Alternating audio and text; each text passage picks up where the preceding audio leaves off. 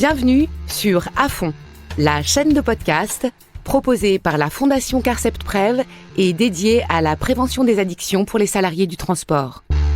À chaque épisode, nous entendrons un témoignage inspiré de faits réels et analyserons la situation avec notre expert en addictologie, Alexis Péchard. Aujourd'hui, nous allons rencontrer Karim. Même l'amour, c'est sur les réseaux. C'est moche. Les gens, j'ai l'impression, ils savent plus être en contact en vrai. Ils savent plus comment s'aimer. Je veux dire, même dans une soirée, tu prends ton téléphone, les gens se parlent plus. Le nombre de soirées où on voit les gens sur leur téléphone, même les anciens, en un an, ils sont tous devenus addicts. Ça fait super bizarre.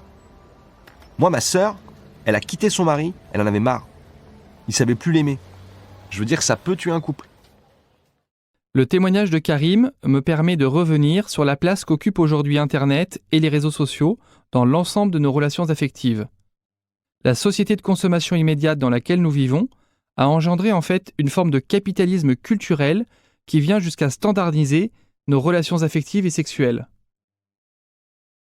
Être derrière un écran va nous permettre d'être qui on veut avec un avatar et du coup cela aide à se désinhiber. Aujourd'hui, on entretient l'idée d'un besoin de renouvellement constant avec une volonté d'apparaître plus comme ci ou plus comme ça, et puis plus jeune surtout.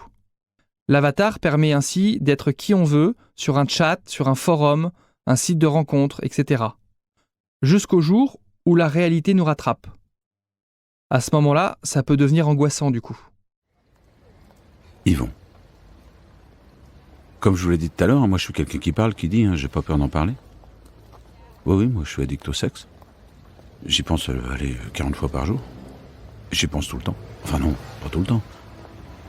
Vous savez, quand on a une vie comme la mienne, le sexe c'est aussi en dehors du couple. Et ma compagne, elle est au courant.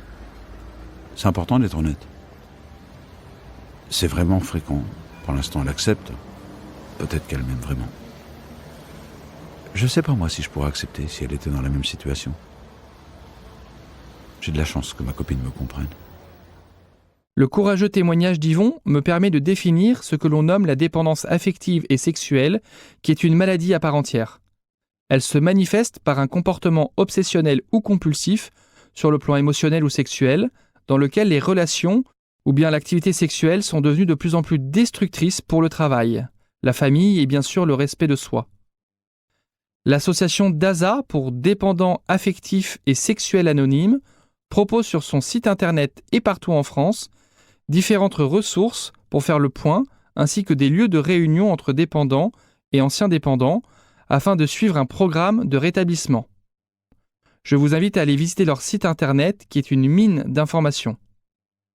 À la différence de l'alcool ou du tabac, il n'existe pas de sobriété ou d'abstinence sur le plan affectif.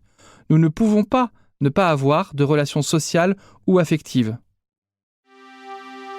Vous venez d'écouter À Fond, le podcast proposé par la Fondation Carcept Prev et dédié à la prévention des addictions des salariés du transport.